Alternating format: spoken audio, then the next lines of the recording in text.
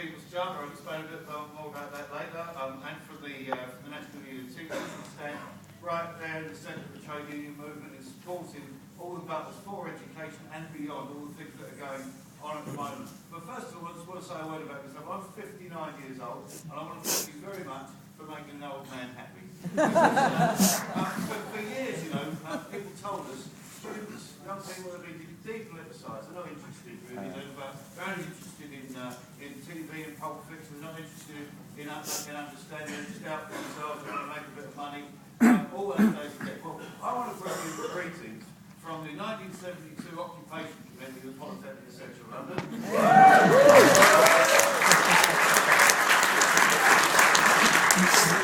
been open for 40 years, but it still lives on in my head. And as was probably the most positive and educational activity I took part in the 3 years I was at it. And it's certainly something that I remember more than anything else. And why? Because what we learned was that solidarity brings about effect. Believe it or not, there were no tuition fees. We were saying the grants aren't high enough. Yeah. You have no right to charge for halls and residents. Those were our two demands.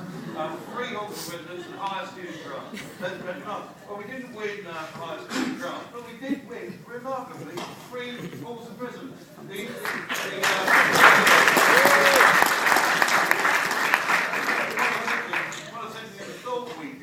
But nobody I know ever paid. So, never rejected anyone that you would occupy the university. Hit them in the pocket. We occupied a block called the management block. This is where they did short courses for business. So they were breaking in very large sums of money doing management consultancy things, and we occupied the block for a couple of weeks. They lost shitloads of money. Now, was that justified? Well, it was justified because in the end, if you're being attacked by people as students were at that time, you have to find a mechanism for fighting back that is likely to win. Protest is all very well and good, and we all take part in protest, but finally, in the end, we have to find a way that we're going to win. So the question is, can the commodification of education, which is what this is about, they're going to reduce education to a commodity for sale, and if you can't afford it, you won't get it. I got involved in a debate once with one of the most obnoxious Tory fat cats that I've ever met, called Nicholas Soames. I don't know if you've come across him. You know, he's not a good man, no, you're right. And he was saying, this idea of sending 50% of people to university is absolutely ridiculous. It will devalue the education system, and anyway they're not suited to it. They've got much better things to be doing. They'll learn to trade, get out to work, that kind of thing. And in the debate, I said to Mr. Soames, can you tell me what percentage of young people in your family go on to being in higher education? He said it's irrelevant. I said, just answer the question. Is it 50% or below, or 50% above? Or is it 100%? And it was 100% from me, in his family. I said, do you, in anybody in your branch of your extended family, do you know anybody who hasn't been to university? No, he didn't. Have you got any friends whose children have not been to university? In the end, what is absolutely clear, and I have to say to him, is you're not objecting to more people going to university. What you're objecting to is working class kids getting the opportunity to dance on your lawn.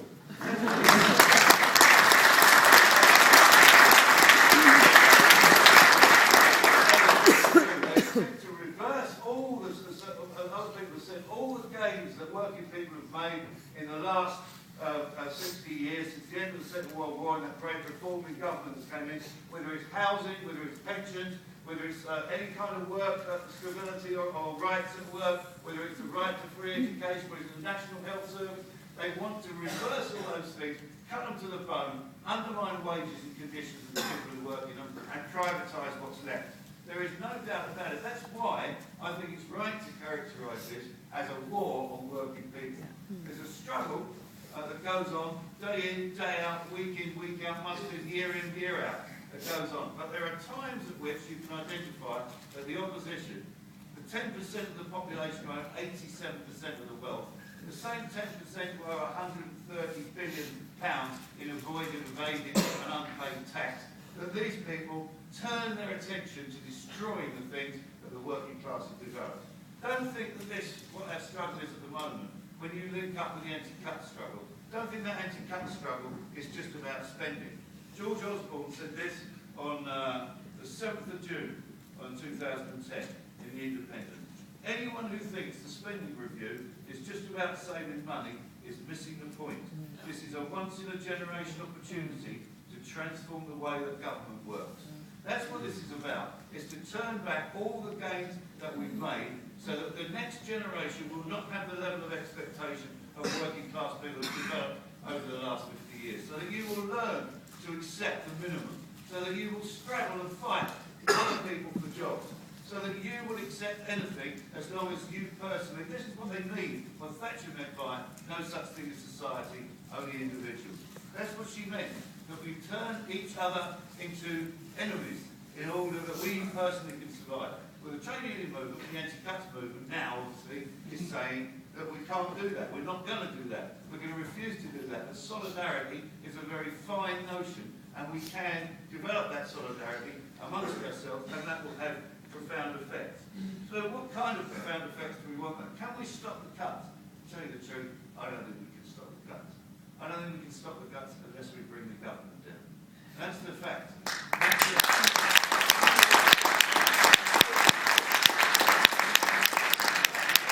That then has to be articulated and said, oh, have we got a right to bring the government down?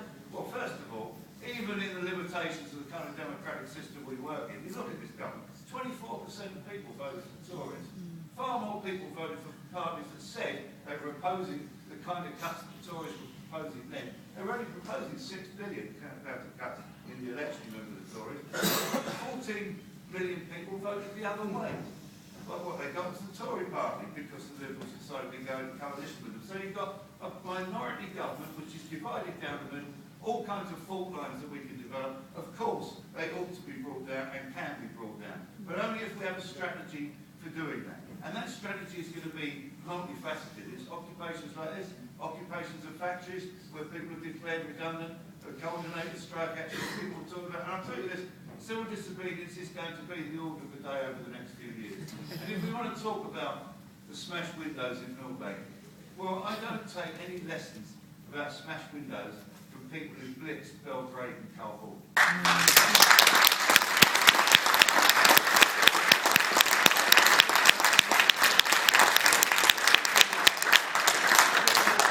See old people's homes, libraries, every public service mothballed, they call it, mothballed, they call it in Derby, my home city. They're going to mothball the museum. That means it's going to shut, so they call it mothballing it. These things are going to happen, and there will be resistance. Nobody's going to be able to control it. Nobody's going to be able to say, well, you ought to do that, you ought to do that. People will act in response. There needs to be some discipline to it, there needs to be coordination. And that's why it's important that the fight for education, which has been an ongoing fight ever since state education began. We're going to fight people who are opposed to it, year after year. But this is, they are going for the jugular. They want to put the academies and free schools into the schools. They want to cut the EMA, and they want to make the universities the profits of the rich. Now, if we're going to oppose that, we're going to fight it well. We need that multifaceted strategy. Industrial action, community, but we have to bring into action a far bigger range of people than are involved at the moment. We have to dig deep down into our communities and get people to meetings who've never taken political action. I think the problem is not that they think it's right. They all know that this. Everybody knows that these cuts are right. They know the banks are making £90 billion this year in profits and bonuses. But they don't think there's anything you can do about it. What can you do? We met a Tory MP and we talked to her about this. So we were on a lobby, and she said, "Well, there's nothing we can do about the £130 billion unpaid tax, because if we attack that, the rich would just take their money and leave the country." And I said, hang on a minute, a couple of weeks ago you were accusing the RMT, the Railway Workers Union, of holding the country to ransom because they were taking a one-day strike action in favour of health and safety on the railway.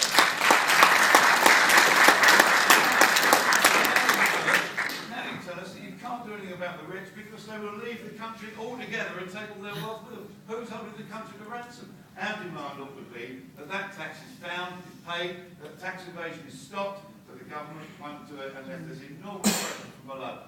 That £90 billion of bankers' profits that nearly destroyed the entire, well, did destroy the economy, and now are making us pay for it, that ought to be taken into public ownership. You put that £130 billion together with the £90 billion, and you've got £220 billion, and as I said the other day, the government says there's a deficit of £150 billion, So what do we spend the other 70 billion on? That should be the question. Once we've made them pay their taxes and taken the bankers' bonuses and profit, the country is in surplus, and ordinary working people ought to be thinking in those terms. That's the alternative, a radical alternative. Not just please don't cut our services, or we don't. We're saying to them, get out of office, and it's time that working people took control over their own lives. That's what the People's Charter is about. Have a look at it. There's some examples outside, some leaflets outside. It's a 6-point charter for more jobs, for housing, all of the things that people have done. Of course it's achievable. We're the 4th biggest economy in the world. The problem is, where does the money lie? 10% and 87% of the wealth. Absolutely massive, over super rich people who have got no concern for working people at all, and it's time the working people say, your day's gone, we're going to do something about it, and we can do something about it. We've got a series of actions. Hopefully March the 26th will not be the culmination of those actions, that's the TUC demonstration, but hopefully it will be a good, strong demonstration which will provide yet another springboard for community action right across the country, continuing action, till we get rid of this government. But then there's a problem. You get rid of a government, you can have an election. And the question will be, who are you going to vote for?